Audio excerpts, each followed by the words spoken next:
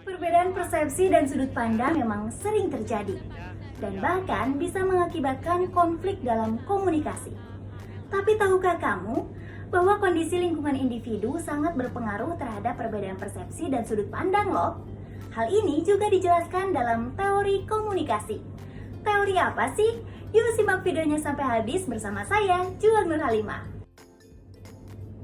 Teori komunikasi yang membahas pada bagaimana kondisi hidup individu dapat mempengaruhi cara pandang individu terhadap sesuatu disebut teori sudut pandang atau standpoint theory. Untuk lebih jelasnya, teori sudut pandang atau standpoint theory merupakan teori yang memberikan perhatian pada bagaimana kondisi dan keadaan hidup individu dapat mempengaruhi individu tersebut, bagaimana memahami dan mengkonstruksikan lingkungan di sekitarnya. Teori sudut pandang atau standpoint theory dipopulerkan oleh Sandra Harding dan Nancy C.M. Harstock. Sandra Harding merupakan seorang filsuf sains yang berkontribusi pada pengembangan studi feminis, antirasis, multikultural, dan pasca kolonial tentang ilmu alam dan sosial. Sedangkan Nancy C.M. Harstock merupakan seorang filsuf feminis bergelar Profesor Ilmu Politik dan Studi Wanita di Universitas Washington pada tahun 1984. Sejarah teori sudut pandang. Teori standpoint berasal dari beberapa teori lain yang sudah muncul sebelumnya. Teori ini berasal dari George Hegel, yaitu seorang filsuf Jerman yang menganalisis kaitan antara majikan dan pembantunya untuk menunjukkan bahwa apa yang orang tahu tentang diri mereka, orang lain, dan masyarakat akan sangat tergantung pada lingkungan mereka. Hasil analisisnya mengatakan apa yang mereka tahu tentang dirinya, orang lain, dan lingkungan sosialnya tergantung pada kelompok mana mereka berada. Selain itu, teori ini juga berdasar pada perjuangan kelas seperti filsafat kaum proletar, karya Karl Marx dan Friedrich Engels. Kemudian, teori standpoint dikembangkan oleh Sandra Harding dengan menggantikan kedudukan kaum proletar oleh kaum perempuan yang melawan sistem patriarki. Kemudian, Harstock mendasarkan teori ini pada 5 asumsi tentang kehidupan sosial. Yang pertama, ada struktur material atau posisi kelas membatasi pemahaman mengenai hubungan sosial. Artinya, sudut pandang seseorang sangat dipengaruhi oleh posisinya dalam kelas sosial, seperti miskin atau kaya, laki-laki perempuan, buruh atau majikan, dan lain sebagainya. Kedua, semua sudut pandang bersifat parsial. Artinya, bila kehidupan disusun secara berlawanan untuk dua kelompok yang berbeda, pemahaman masing-masing kelompok akan berlawanan satu sama lainnya. Ketiga, kelompok penguasa menyusun hubungan material, di mana semua kelompok dipaksa untuk berpartisipasi. Artinya, sistem kehidupan sosial ini dibentuk oleh kelompok-kelompok yang berkuasa atau yang dominan. Keempat, visi yang ada pada kelompok yang tertindas adalah hasil pencapaian dari perjuangan dan prestasi.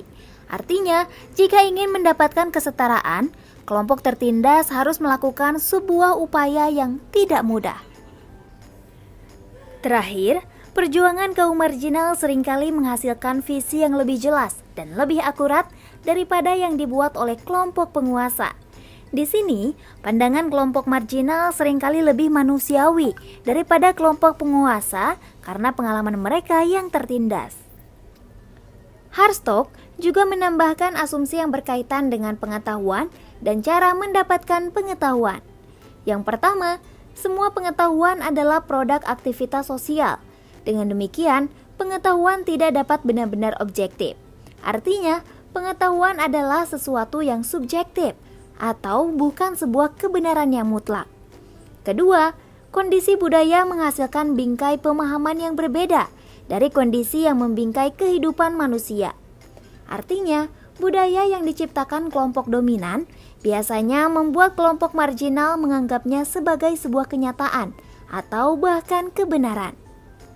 Ketiga, upaya untuk memahami pengalaman perempuan adalah usaha yang berharga. Di sini, perlu ada upaya untuk memahami pengalaman perempuan dan kelompok marginal lainnya, agar bisa mendapatkan sudut pandang yang lebih baik tentang dunia. Keempat, pengalaman perempuan tentang sesuatu hanya dapat diketahui dengan memperhatikan interpretasi perempuan tentang pengalaman itu. Artinya, untuk mendapatkan pemahaman yang setara, diperlukan pengetahuan tentang interpretasi perempuan dan kelompok marginal itu mengenai sesuatu. Asumsi metateoritis teori. Teori sudut pandang atau standpoint teori merupakan teori yang berasal dari tradisi kritis. Littlejohn dan Voss menempatkan tradisi kritis dalam komunikasi pada teori-teori tentang pelaku komunikasi, percakapan, kelompok, organisasi, media, budaya, dan masyarakat. Teori sudut pandang masuk ke dalam konteks budaya.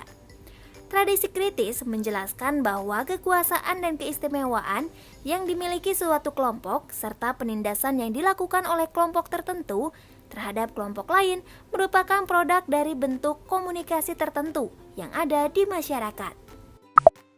Fokus kajian teori sudut pandang. Teori sudut pandang berfokus pada bagaimana keadaan kehidupan individu mempengaruhi bagaimana individu memahami dan membangun dunia sosial. Titik awal untuk memahami pengalaman bukan kondisi sosial, ekspektasi peran, atau definisi yang dihasilkan, tetapi cara-cara khusus individu membangun kondisi dan pengalaman mereka di dalamnya. Konsep utama teori standpoint terdiri dari sudut pandang. Sudut pandang adalah sebuah lokasi yang dimiliki oleh sekelompok orang yang mengalami status marginal dalam struktur sosial, yang memberikan jenis perasaan tertentu dalam pengalaman hidupnya. Sudut pandang akan dicapai setelah seorang berpikir, berinteraksi, berjuang, dengan kata lain didapatkan secara aktif. Kedua, situated knowledge. Teori ini memandang bahwa sudut pandang seseorang didasarkan pada pengetahuan yang terbentuk karena konteks dan keadaan. Dengan kata lain, ada peran pengalaman di sini, yang nantinya akan membedakan pengetahuan seseorang dengan orang lain, meski berasal dari kelompok yang sama. Terakhir, ada pembagian kerja seksual. Hal ini adalah konsep awal teori sudut pandang yang diambil saat masih bernama feminist standpoint, yang menjelaskan tentang perbedaan sudut pandang laki-laki dan perempuan yang diakibatkan adanya perbedaan dalam pembagian kerja. Dalam hal ini berarti adanya alokasi kerja berdasarkan jenis kelamin.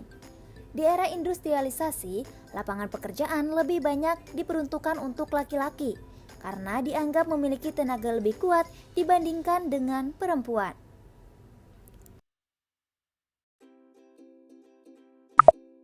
Pengembangan teori sudut pandang. Hartog mengembangkan gagasan Hegel dengan menerapkannya pada hubungan antara laki-laki dan perempuan dengan prinsip yang sama, bahwa cara pandang laki-laki dan perempuan terhadap dunia itu berbeda dalam setiap aspek kehidupannya.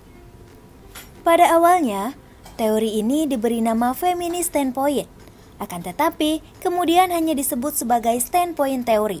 Setelah Hartog memperluas bahasannya tidak hanya melihat hubungan antara laki-laki dan perempuan saja, tapi juga antara kaum dominasi dan yang didominasi atau kaum yang termarginalkan, kaum penguasa dan yang dikuasai dalam berbagai aspek kehidupan. Nah, sekarang udah tahu kan apa itu teori sudut pandang dan juga sejarahnya? Kali ini mari kita bahas mengenai contoh kasus teori sudut pandang. Di sini ada kasus mengenai aturan mudik lebaran di Sumatera Selatan. Mudik merupakan suatu kebiasaan pulang kampung yang sudah menjadi tradisi tahunan menjelang hari raya besar, seperti Lebaran. Namun di masa pandemi saat ini, kegiatan mudik menuai polemik yang sangat besar. Dalam kasus ini, ada perbedaan pendapat antara Sekretaris Daerah Kota Palembang, Ratu Dewa, dengan Gubernur Sumatera Selatan. Dalam kasus ini, Sekretaris Daerah Kota Palembang, Ratu Dewa, berpendapat bahwa kegiatan mudik tidak boleh dilakukan. Seluruh warga Kota Palembang dan sekitarnya tidak diperbolehkan untuk pulang kampung. Hal tersebut berdasarkan pada data COVID-19 yang semakin meningkat. Selain itu, Ratu Dewa juga melihat bahwa Sumatera Selatan, termasuk Kota Palembang, merupakan salah satu zona merah penyebaran COVID-19. Namun berbeda halnya dengan pendapat Gubernur Sumatera Selatan Herman Deru. Beliau berpendapat bahwa mudik tetap boleh dilakukan, asalkan mematuhi protokol kesehatan dan beberapa aturan yang dibuat lainnya. Pendapat tersebut didasarkan pada kegiatan mudik dan ibadah lebaran sudah menjadi budaya dan kearifan lokal, mengenai nilai-nilai peribadatan yang menjadi ciri khas Sumatera Selatan yang humanis dan tidak boleh hilang walaupun ada pandemi. Analisis kasus. Berdasarkan pengertian standpoint teori, dapat kita lihat bahwa perbedaan pendapat antara Sekretaris Daerah Palembang dan Gubernur Sumatera Selatan dipengaruhi oleh perspektif dan pengalaman yang berbeda, sehingga sikap yang mereka lakukan juga berbeda-beda. Dilihat dari sikap yang merupakan salah satu konsep penting dalam standpoint teori, Sekretaris Daerah Palembang dan Gubernur Sumatera Selatan telah memberikan evaluasi dari sebuah masalah berupa sikap yang memihak dan tidak memihak terhadap mudik lebaran pada tahun 2021.